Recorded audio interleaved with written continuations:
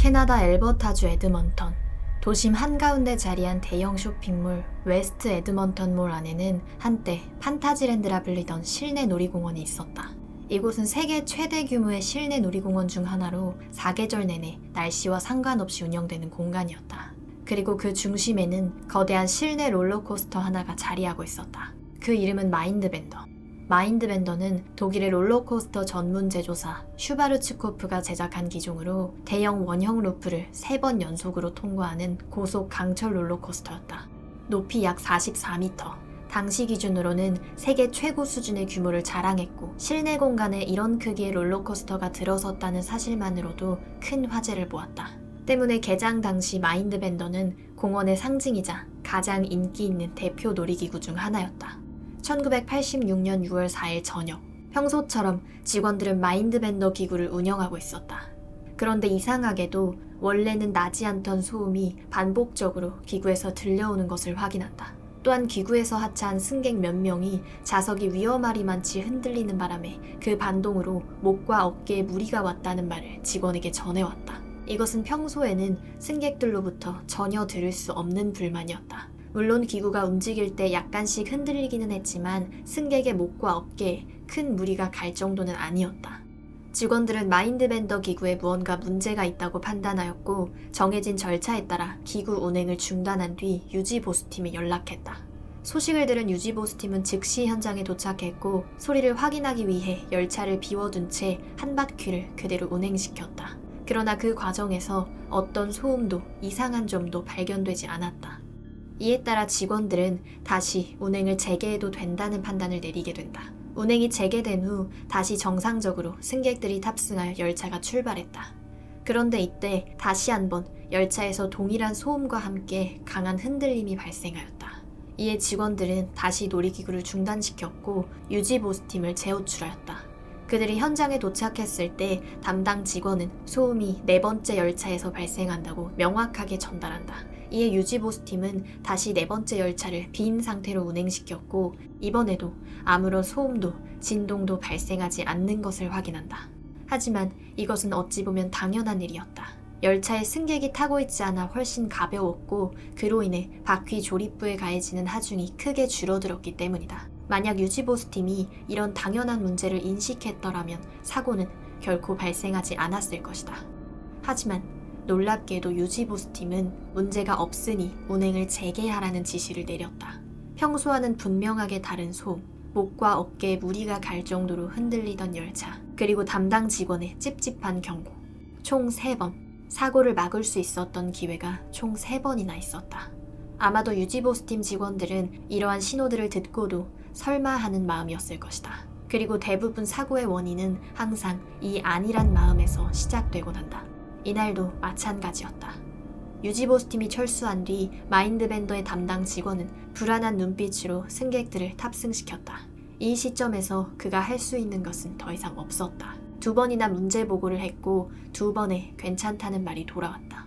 그의 속마음 또한 설마 무슨 일이 있겠어 하는 마음이었을 것이다. 실제로 팀이 철수한 뒤 몇 번에 걸쳐 무사히 기구 운행을 마쳤다고 한다. 그렇게 다시 한번 승강장에 도착한 기구에 새로운 승객들이 탑승했다. 승객들은 그날 가족 혹은 연인 그리고 친구와 함께 즐거운 마음으로 방문한 사람들이었다. 그렇게 4대의 열차에 각 4명씩 총 16명이 탄 놀이기구가 죽음의 운행을 시작했다. 시작은 순조로웠다. 열차가 많이 흔들리긴 했지만 크게 위험할 정도는 아니었다. 열차에 탑승한 승객들은 짜릿한 스릴을 느끼며 마음껏 소리를 내질렀다. 그렇게 열차는 코스의 거의 막바지인 2번째 원형 루프 구간을 향해 가고 있었다. 그 루프로 들어가기 직전 열차는 작은 언덕 하나를 넘는다. 이때 승객들의 몸이 의자에서 잠깐 들릴 만큼 가볍게 뜨는 순간이 있다. 바로 그 구간에서 맨 뒤에 있는 4번째 열차에서 문제가 발생하고 만다. 차량을 지탱하던 왼쪽 바퀴가 제자리를 버티지 못하고 풀리기 시작한 것이다. 그리고 곧 바퀴를 연결하던 쇠막대 하나가 그대로 아래로 떨어져 나갔다. 쇠막대는 트랙 위에 떨어져 튕겨나가고 말았고 그 충격으로 네 번째 열차의 한쪽 바퀴가 완전히 빠져버린다. 그 상태로 네 번째 열차는 여전히 앞의 열차들과 연결된 상태였다. 문제는 바퀴가 없으면 트랙 위를 제대로 달릴 수 없다는 것이다. 마지막 열차는 방향을 잡지 못하고 좌우로 크게 흔들리기 시작한다. 마치 고속도로에서 타이어 하나가 터진 차가 이리저리 휘청거리는 것처럼 말이다. 흔들리던 열차의 바닥이 다시 트랙에 세게 부딪히는 순간 열차 아래쪽 구조물이 뜯겨져 나가고 만다. 그 충격으로 승객을 붙잡고 있어야 할 안전바 고정장치가 풀려버리고 만다. 그리고 그 순간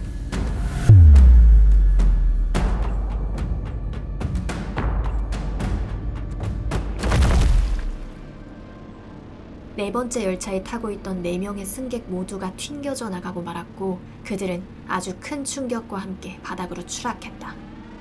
한편 뒤쪽 차량이 심하게 망가져버리면서 열차 전체가 속도를 잃어버리고 만다. 그대로 열차는 마지막 원형 루프로 들어갔지만 중간쯤까지 올라간 뒤 다시 뒤로 밀려 내려온다. 그리고 뒤로 굴러 내려온 열차의 맨 끝, 텅 빈 채로 탈선한 마지막 차량이 콘크리트로 된 구조물에 강하게 부딪힌다. 그 충격으로 열차는 완전히 멈출 수 있었다. 이때 앞쪽 3개 열차에 타고 있던 승객들은 심한 충격으로 목을 다쳤지만 다행히 모두 살아남았다. 그러나 네 번째 열차에 탑승했던 승객 중 1명을 제외한 나머지 3명은 놀이기구에서 튕겨나가 약 7.5m 높이에서 바닥으로 추락하였고 콘크리트 바닥에 떨어지며 그 자리에서 즉사하였다. 이때 안타깝게 사망한 3명 중 신디와 토니는 약혼을 한 상태였다고 한다. 이후 의식이 있었던 단 1명, 로드니 차이코는 즉시 병원으로 이송되었고 치료를 받게 된다. 사고 직후 즉각적인 조사가 시작되었고 200페이지가 넘는 조사 보고서가 작성되었다. 보고서에 따르면 사고의 원인으로는 여러 가지가 지목되었다. 당시 슈바르츠코프가 파산 절차를 밟고 있었던 탓에 품질 관리가 부실했다는 점, 그리고 운영 및 유지 보수 매뉴얼이 독일어에서 영어로 완전히 번역되지 않았다는 점 등이 포함되었다. 또한 사고를 직접적으로 유발한 원인으로는 바퀴 조립부와 주행 바퀴를 연결하는 부위가 충분히 고정되지 않았고 유지보수팀이 이 취약한 연결 부위를 제대로 관리하지 않았다는 점을 지적했다. 추가 조사 결과 마인드밴더의 모든 열차에 장착된 바퀴 조립부가 전부 느슨한 상태였다는 사실도 드러난다. 또한 당시 유지보수는 거의 눈으로만 확인하는 방식에 의존하고 있었다. 문제는 주행바퀴와 차축을 연결하는 핵심 부위가 작은 캡을 떼어내지 않으면 보이지 않았다는 점이다. 즉, 가장 중요한 연결 부위가 사실상 점검 대상에서 빠져 있었던 셈이다. 이에 대해 공원 측은 슈바르츠코프 특유의 제동장치 구조 때문에 열차를 완전히 분리하지 않으면 정밀한 점검이 매우 어렵다고 해명했다. 이렇게 사고 원인에 대한 조사가 이어졌는데 이후 사고와 관련해 경찰에 의한 체포나 형사처벌은 이루어지지 않았다. 이유는 이것이 명백한 범죄 행위라기보다 설계 및 관리 그리고 유지 보수의 문제로 인한 과실로 판단됐기 때문이다. 법원은 이를 범죄보다는 업체와 공원 측의 책임 문제, 즉 손해배상 문제로 판단하였다. 당시 열차에 타고 있던 4명 중 유일한 생존자인 로드니, 그는 당시 친구인 데이비드와 함께 공원을 찾았다가 사고를 당해 치명적인 중상을 입었다. 친구인 데이비드는 그대로 사망하였고 로드니는 곧바로 병원으로 이송되었지만 추락의 충격으로 다리와 왼쪽 어깨, 발, 골반, 허리 그리고 왼쪽 갈비뼈가 전부 부러졌다고 한다. 특히 다리의 부상은 참혹했다. 뼈가 산산이 부서지는 분쇄골절 상태였고 의사조차 부러진 조각이 몇 개인지 셀 수 없을 정도였다. 의료진은 한때 다리를 절단하는 수술까지 고려했다고 한다. 그만큼 그의 상태가 심각했다는 것이다.